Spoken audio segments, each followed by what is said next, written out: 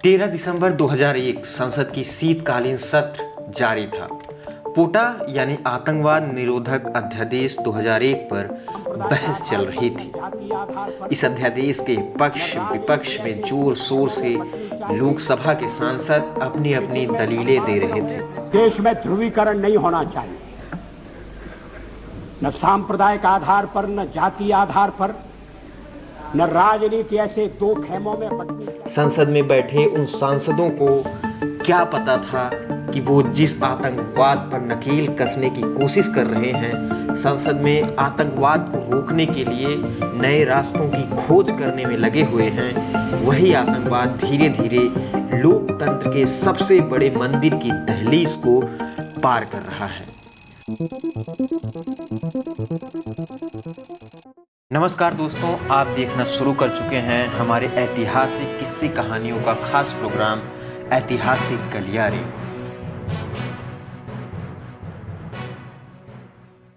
तेरह दिसंबर को रोजाना की तरह ही सुबह हुई थी। इस दिन भी संसद में गहमा गहमी तेज थी।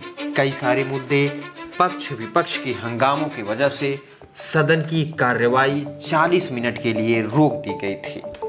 इसके बाद तत्कालीन प्रधानमंत्री अटल बिहारी वाजपेयी और विपक्ष की नेत्री सोनिया गांधी अपने अपने सरकारी आवास पर निकल गए थे। संसद की कार्रवाई रुकने की वजह से सांसद भी ठंड में धूप लेने के लिए बाहर परिसर में टहलने लगे। समय हो चुका था 11:20। तत्कालीन उपराष्ट्रपति कृष्णकांत जी पार्लियामेंट के 11 नंबर गेट से बाहर निकल रहे थे। हलचल तेज होता है क्योंकि सुरक्षा बल उस तरफ जा रहे थे। इसी बीच सुरक्षा बलों की व्यस्तता का फायदा उठाते हुए संसद के परिसर में एक सफेद एम्बेसडर कार प्रवेश कर रही है।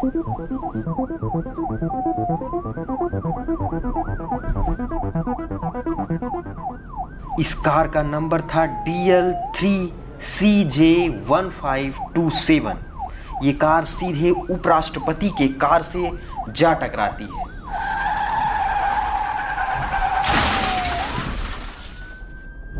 इस कार की रफ्तार को देखकर संसद के वाचन वार्ड ड्यूटी में तैनात जगदीश प्रसाद यादव जल्दी जल्दी बिना हथियार के इस कार के पीछे दौड़े। इतनी तेज रफ्तार से चल रही ये गाड़ी अचानक रुक जाती है। इससे पहले कि सुरक्षाकर्मी कुछ समझ पाते, कार में से निकलकर 5 आतंकवादियों ने AK-47 से ताबड़तोड़ गोलियां बरसाना शुरू कर देते हैं। ताबड़तोड़ गोलियों के बौछार होते हुए भी सुरक्षाकर्मी JP यादव आतंकियों को रोकने की कोशिश करते हैं। अपने इस साहस का परिचय देते हुए शहीद हो जाते हैं। ये आतंकवादी संसद के गेट नंबर 9 पर अपना कब्जा जमा लेते हैं। संसद का गेट नंबर 9 वही गेट है जिस पर प्रधानमंत्री संसद में प्रवेश के लिए प्रयोग करते हैं। दहशतगर्दों ने अच्छी खासी रेकी करके आए थे। ये आतंकवादी कार से बाहर निकलकर तार बिछाने का काम शुरू कर देते हैं। इससे आतंकियों की नापाक हरकत समझ में आ जाती है। सुरक्षाकर्मियों ने अपनी जान की बाजी लगाकर आतंकियों के मंसूबों को समाप्त कर दिया। इसके कारण 3 सुरक्षाकर्मी शहीद हो जाते हैं। संसद से प्रधानमंत्री और विपक्ष की नेत्री भले ही संसद से बाहर जा चुके थे, लेकिन अभी भी उस समय के तत्कालीन गृह मंत्री लाल कृष्ण आडवाणी सहित 200 सांसद और अधिकारी भी मौजूद थे। जहां बाहर दहशत का माहौल था, वहीं अंदर नेता अधिकारी बाहर के हमले से अनजान और बेखबर थे और इसे विपक्ष का शोर शराबा समझ रहे थे। उन्हें यह पता ही नहीं था कि संसद के बाहर आतंकवाद का खूनी खेल दस्तक दे चुका है। अचानक उस समय संसदीय कार्यमंत्री के कक्ष में फोन की घंटी बजी। फोन पर बात करने के बाद प्रमोद महाजन के चेहरे बता रहे थे कि बाहर आ रही आवाज पटाखों और शोर शराबों की नहीं, बल्कि गोलियों और ग्रेनेड के जबरदस्त धमाकों की है। संसद के इन जबरदस्त धमाकों से चंद मिनटों में ही संसद में अफरा तफरी मच गई। कई सांसदों को वहां की सुरक्षित जगहों पर ले जाया गया। इस जबरदस्त हड़कंप के बीच पांचों आतंकवादी अंधाधुंध फायरिंग करते हुए गेट नंबर 9 की ओर भाग रहे थे।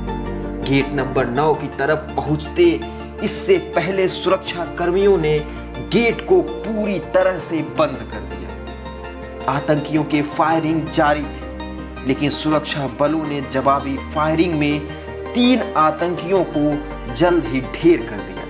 फिर भी 2 आतंकवादी अभी भी बचे हुए थे, जिन्होंने पूरे परिसर में कोहराम मचा रखा था।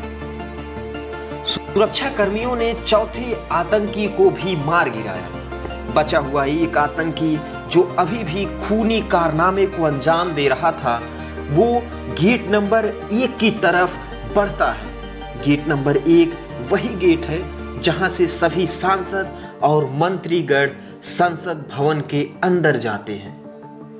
आतंकी गेट नंबर 1 के पास पहुंचकर रुक गया। हथियारों से भरे बैग और कमर पर विस्फोटक बांधे आतंकी अब मानव बम में तब्दील हो गया था।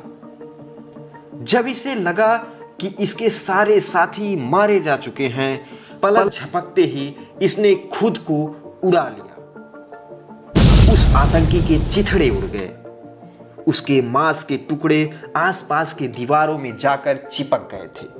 अभी भी सुरक्षा बलों को यह लग रहा था कि हो सकता है कि अभी भी कोई आतंकी यहां पर हो, क्योंकि अभी भी ग्रेनेड कुछ देर पर विस्फोट होते थे। 45 मिनट के करीब चले इस गोलियों और धमाकों के बाद एम्बुलेंस के सायरन की आवाजें गूंजने लगी। इस हमले में 9 सुरक्षाकर्मी शहीद हुए थे, जिसमें एक महिला कर्मी भी शामिल हुई थी। ये हमला देश के सबसे बड़े लोकतंत्र के मंदिर पर बड़ा हमला था। इसे तब के प्रधानमंत्री अटल बिहारी वाजपेयी ने एक चुनौती बताया। आतंकवाद के खिलाफ भारत मुंह तोड़ जवाब देगा।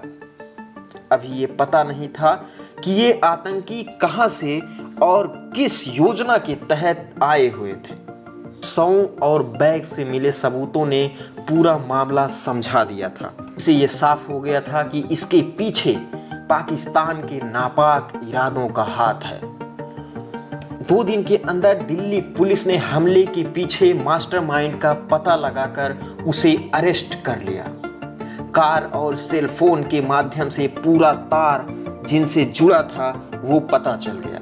इसमें जम्मू कश्मीर के लिबरेशन फ्रंट का सदस्य अफजल गुरु, उसका चचेरा भाई शौकत हुसैन गुरु और उसकी पत्नी आफसा गुरु शामिल थे। इसमें दिल्ली यूनिवर्सिटी के प्रोफेसर SAR घिलानी भी शामिल था। मामला सुप्रीम कोर्ट पहुंचा, जहां पर सबूतों के अभाव में अफसा हुसैन और SAR गिलानी को बरी कर दिया गया।